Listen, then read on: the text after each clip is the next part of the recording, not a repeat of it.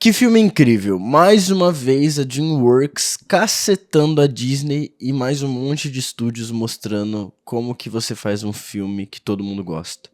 Sabe aquela sensação de querer apagar da mente um filme e ver de novo pra ter todas aquelas experiências do tanto que você gostou? Como Treinar Seu Dragão live action dá um pouquinho dessa sensação. Mesmo que você saiba a história e tá assistindo ela mais uma vez, pelo fato de ser um live action, traz uma sensação de novo, de estar vivendo mais uma vez aquela sensação que você teve na primeira vez, a nostalgia. Então, cara, se você gosta de Como Treinar Seu Dragão, vale muito a pena você ir assistir esse filme, porque ele tá absolutamente incrível. E hoje a gente vai falar sobre uma moral que eu tirei tanto do primeiro filme quanto desse filme novo, porque a história é basicamente a mesma, não muda absolutamente nada, mas a gente vai tirar uma moral que eu sempre vi nesse filme e como esse filme saiu live action, acho que vale a pena trocar uma ideia sobre. Cara, a história de Como Treinar Seu Dragão é uma história muito linda, muito única. Mesmo que não seja a história mais complexa do mundo, ela traz muita emoção. E eu acho incrível como que a DreamWorks conseguiu fazer uma saga de filmes sem perder qualidade. É lógico que a gente acaba gostando mais de um filme do que do outro, mas é incrível como a progressão dessa história é incrível e maravilhosa, e em nenhum momento ela despenca drasticamente. E você tem uma saga maravilhosa e dá pra tirar morais muito incríveis de cada um dos filmes. Porém, eu quero focar numa moral do primeiro filme. Pra você que nunca assistiu Como Treinar Seu Dragão, um breve resuminho. Basicamente, o filme se passa na época dos Vikings, onde os Vikings tinham que sobreviver, e era muito complicado naquela época, e eles tinham muitos problemas com dragões. E desde sempre, os dragões foram inimigos dos humanos. Até que chega na época do Soluço, que ele é o filho do governador lá dos Vikings, que eu esqueci o nome agora da função, não é rei, enfim. E esse garoto, ele é sempre medroso, ele é totalmente o oposto dos Vikings. Eu vou porque eu sou um viking. Você ouviu? Eu sou um viking! A história muda quando ele consegue capturar um dos dragões mais lendários que já existiu. E ele acaba criando um relacionamento com esse dragão, ele acaba se tornando amigo desse dragão, que é algo totalmente contrário ao que a cultura dele dizia, o que a família dele dizia, o que ele era pra ser. E assim se desenrola a história a partir daí, e depois segue para 2 novos filmes, e a história é absolutamente incrível. Mas o que eu quero falar hoje é um pouco sobre a decisão que o Soluço teve. Soluço é o nosso protagonista. Quando ele captura o Banguela, ele tem a oportunidade de acabar com aquilo. E cara, isso ia ser incrível pra ele, ia ser maravilhoso. Cara, ele que todo mundo tirava sarro, zombava, ninguém ligava pra ele, todo mundo achava que ele era um Zé Ninguém. Ele consegue capturar um dos dragões mais lendários, que a galera até duvidava se aquela espécie de dragão existia, de tão rara e de tão complicado que era enfrentar aquela espécie de dragão, e ele consegue capturar com as engenhocas dele. E tem aquele momento, né, que ele chega e o dragão, o Banguela, tá lá simplesmente preso, sem poder fazer nada, e o Soluço tá ali com a faca, simplesmente com a oportunidade de acabar com o dragão, voltar pra casa como o lendário, o melhor de todos, todo mundo ia vangloriar ele. Só que daí tem aquela troca de olhar do dragão com o Soluço.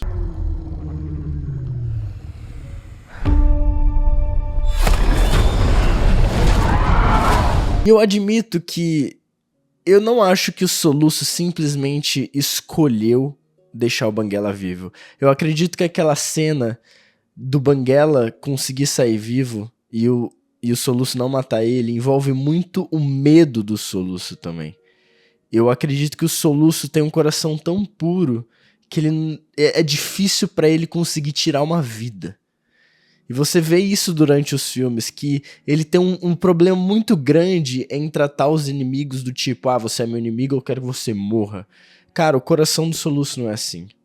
Ele é alguém que tem um coração muito puro, que não consegue, por mais que talvez ele queira, é muito difícil pra ele tirar a vida de alguém. mesmo que seja de um dragão. Então eu não acho que foi simplesmente uma decisão do não vou fazer isso, mas envolveu muito medo também. E eu acho que matar o Banguela era algo que conflitava com o caráter dele. E ele simplesmente deixa o Banguela embora e, graças a isso, ele conseguiu revolucionar toda a vida dos vikings na época. E eu queria falar sobre essa atitude do Soluço, de dizer não. Não vou fazer isso. Mas deve estar pensando, beleza, Lucas, onde você quer chegar? Cara, vamos lá. Os vikings, de gerações em gerações, eram inimigos dos dragões. De gerações em gerações, os vikings matavam os dragões matavam os vikings.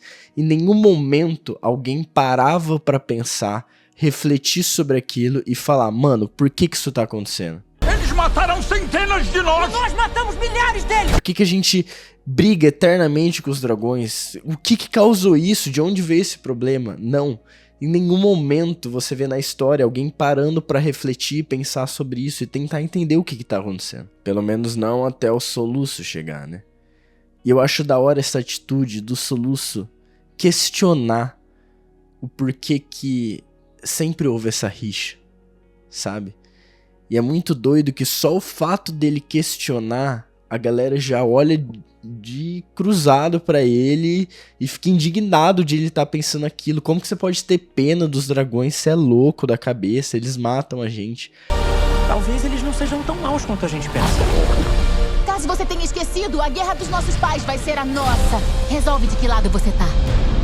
Mas, cara, o Soluço conseguiu quebrar algo que vinha de geração em geração.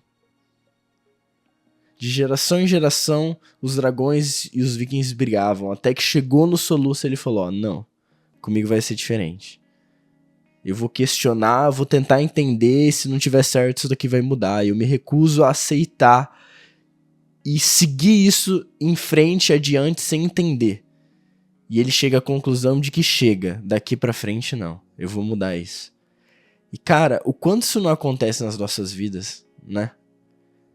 Às vezes a gente se questiona de coisas que acontecem com a gente, e se a gente parar pra pensar, ao invés de seguir no automático como todo mundo sempre fez, a gente parar pra pensar um pouco, a gente começa a ver que talvez isso venha das gerações da nossa família. E aqui é claro que dá pra falar sobre maldições hereditárias, que são maldições que vêm de geração em geração, mas não é muito nesse assunto apenas que eu quero entrar.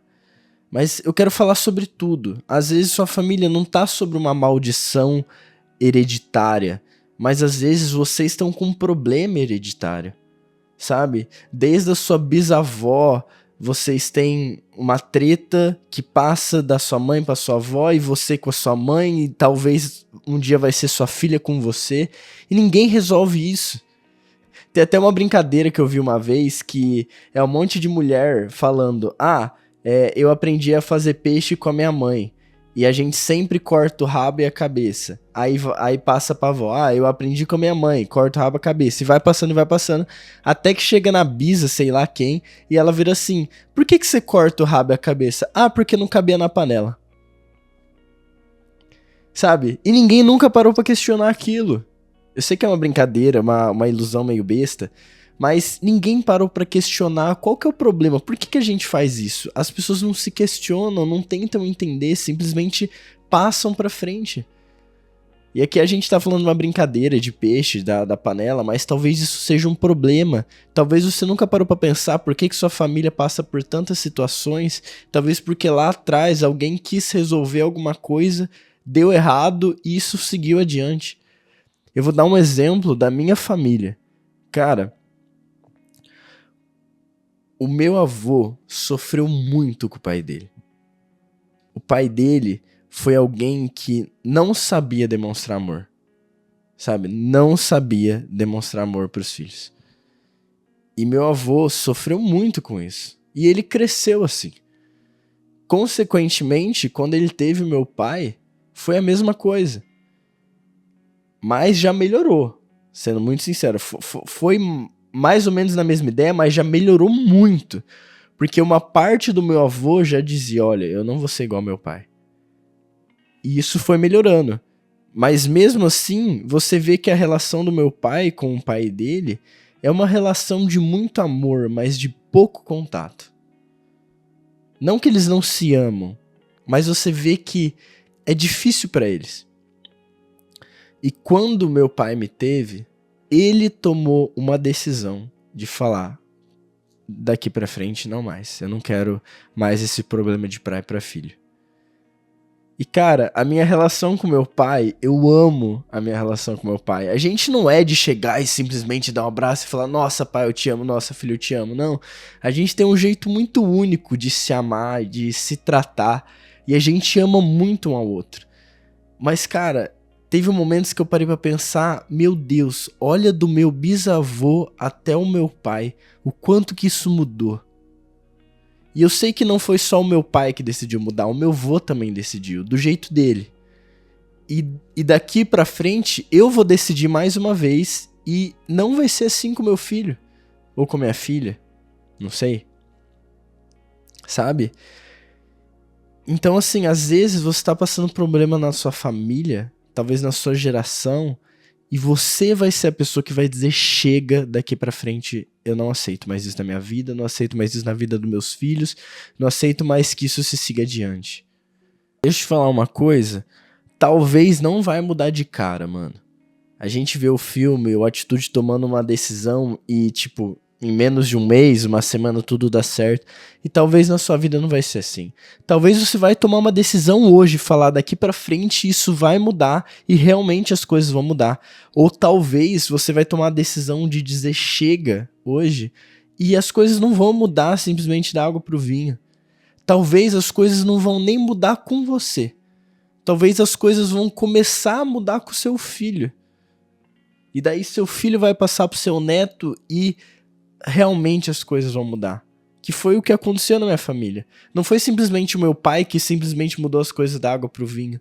O pai dele já tinha tomado uma decisão. Por mais que não tenha sido da água pro vinho, talvez tenha sido uma mudança pequena.